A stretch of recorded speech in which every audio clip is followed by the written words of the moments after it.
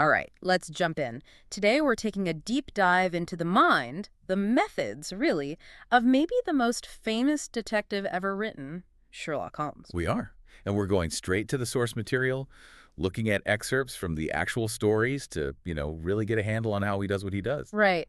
So our mission basically is to unpack the key stuff from these texts. What makes Holmes tick? What's his approach? And maybe what we can learn from it all. We promise some surprising details, some really engaging bits pulled right from those classic stories. Okay, so we've got some great bits from the text that kind of lay out his whole deal.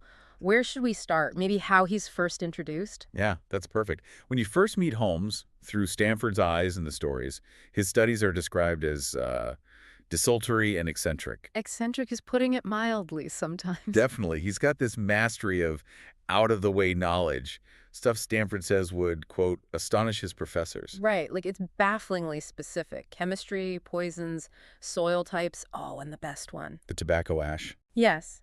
He wrote a whole monograph just on telling different cigar and tobacco ashes apart. The whole book, just on ash. I mean, it really shows that intense focus on tiny physical clues. But then there's that contrast, which the sources make really clear. This guy knows everything about ash, but he's totally clueless about, say, Thomas Carlyle. Or even that the Earth goes around the sun, the Copernican theory completely unknown to him. it seems so weird, but Holmes actually explains it, doesn't he, in the text? He does. He says something like, no man burdens his mind with small matters, unless he has some very good reason for doing so. So his brain is like a highly specialized toolkit. He filters things out. Exactly. Only keeps what he thinks is useful for his specific line of work. Anything else is just, well, clutter. And that work, he calls himself the consulting detective. A bit grand, maybe? He claims he's the only one in the world. His job isn't really everyday cases. No, he's the guy the official police, the Scotland Yard folks come to when they're totally stuck. When they're at fault, as the text puts it, he looks at what they've found and sees, well, what they've missed. The sources mention his personality, too. He can be chatty when he wants, communicative enough when the fancy seizes him. But also kind of arrogant, that bumptious style. Yeah, a bit.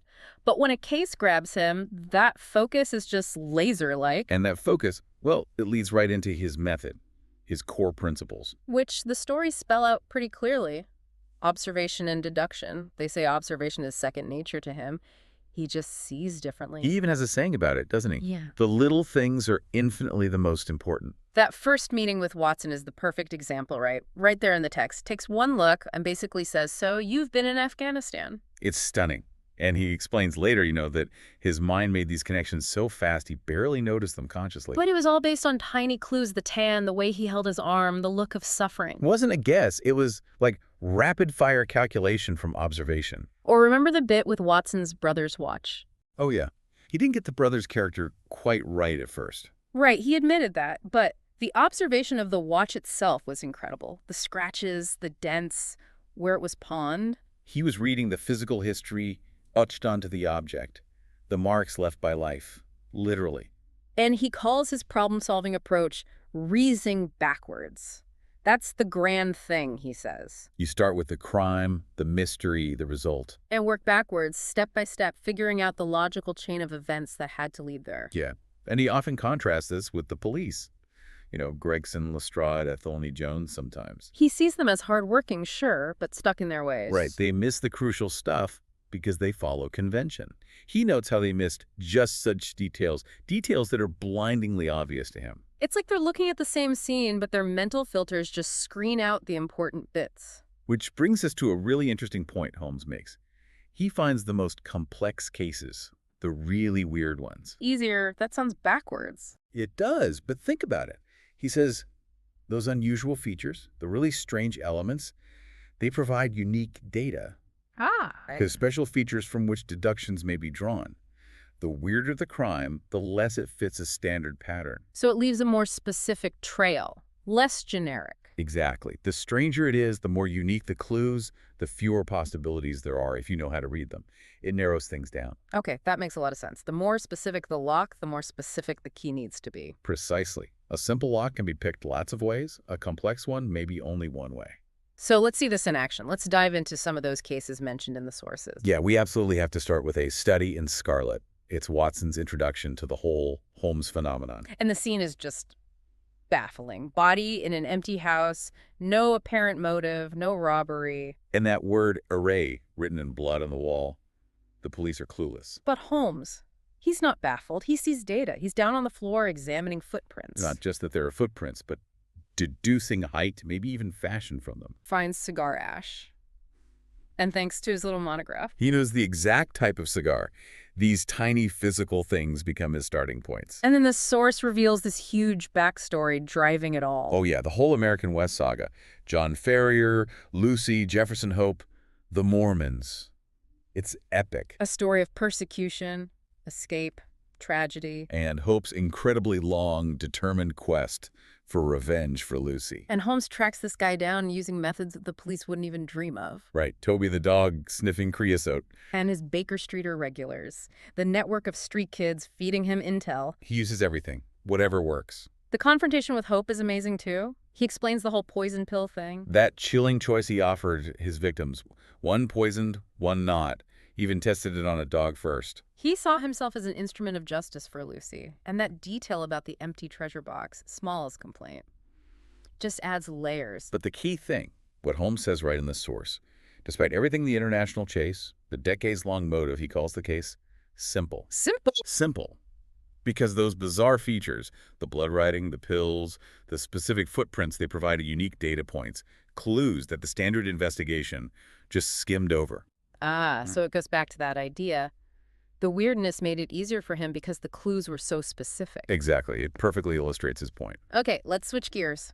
A case of identity. No murder here, just a strange disappearance. Right. Miss Mary Sutherland comes to him.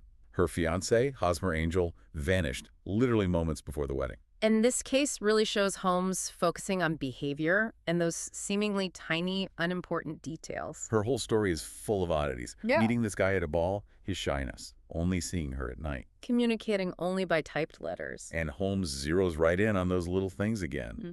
He examines the typed letter, the envelope. Notices the paper was cut with a blunt knife, not bitten neatly. That specific detail. Yeah, that plus the typing, the evening visits. Yeah. It starts to paint a picture for him. And Mary herself gives clues without knowing it. The ink stain on her glove. Showing she wrote in a hurry recently. He's also watching the stepfather, Windibank, assessing his reactions. So he puts these pieces together, reasons backwards from the vanishing act and the odd courtship. And bam, the deduction. Hosmer Angel never existed. He was the stepfather, Windibank, in disguise all along. Wow. And the motive? Pretty standard, unfortunately, as these stories often show. Money and control. He wanted to keep Mary and her inheritance close. Stop her marrying someone else. Yeah, so he creates this fake fiancé to keep her occupied, but ensure she never actually marries. It's quite cruel. It really is. And a sad part, the source points out, is that Mary stays loyal to the memory of this fictional guy. Which highlights Holmes's view, doesn't it? Yeah. He sees that kind of strong emotion as the enemy of true, cold reason. It really shows his detachment. Definitely. Okay, now for something completely different and maybe my favorite for sheer weirdness. The Red-Headed League. Oh, it's a classic. Jabez Wilson, this ordinary pawnbroker, gets this amazing job. Amazing and ridiculous, copying the Encyclopedia Britannica. For £4 a week, just because he has bright red hair. I mean, the absurdity alone is a huge red flag, right? For Holmes, that's prime, unique data. Exactly. Why would anyone do that? Yeah. And the other key detail Wilson mentions. The assistant, Vincent Spaulding, works for half wages, spends loads of time in the cellar. Holmes's investigation is pure him. Visits the shop, taps the pavement outside. Why? To see if there's a cellar underneath. No, wait. He knows there's a cellar. To see what's next door. Close to gauge the distance and direction from the cellar. And then he looks at the assistant, Spaulding. And notices his knees are dirty. That great line about great issues that may hang from a bootlace. Right. Dirty knees on a guy working in a cellar. He's been digging. Okay. Digging from a pawnbroker's cellar. Where would you dig to? The bank vault, right next door. Of course. Holmes puts it all together. The crazy red-headed league job.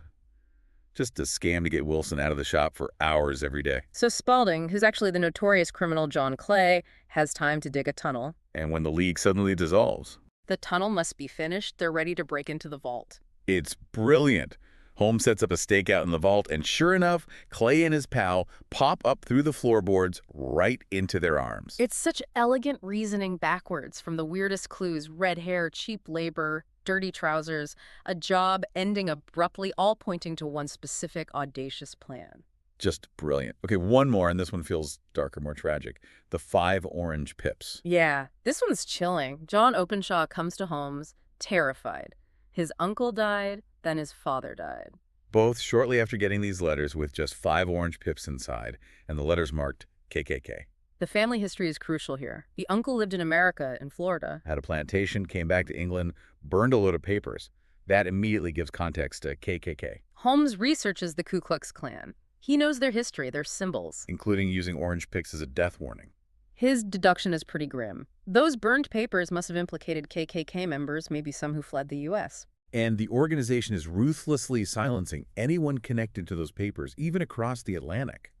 Openshaw even has a surviving page mentioning sending pips and people being cleared or visited. It confirms this brutal internal justice. But tragically, even with Holmes's help, John Openshaw is killed before he can really act on the advice. And Holmes figures out how they did it using a ship based on where the body was found, the weather. He even names the ship the Lone Star and the captain. Yeah. And in a dark twist, Holmes sends 5 pips to the captain himself. Though, as the story says, a storm gets the ship first.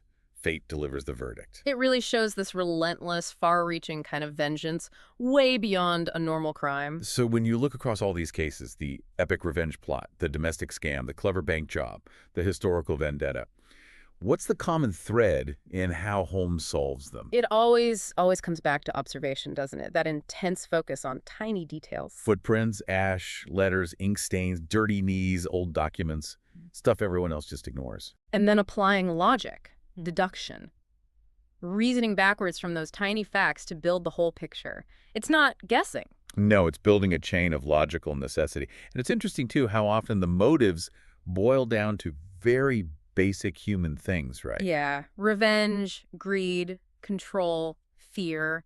Hitting beneath all the weirdness, it's usually something quite primal driving the whole thing. Holmes just peels back the layers to find that core motivation. And you always see that contrast. His unique, flexible, logical mind versus the more rigid, blinkered methods of the officials. His difference is his strength. Totally. So, okay, bringing this back to us, to the listener, what's the takeaway from this deep dive into Holmes? Why should we care about how this fictional detective thought? Well, I think it's about cultivating that habit of observation in our own lives. We're bombarded with information. It's easy to just skim the surface.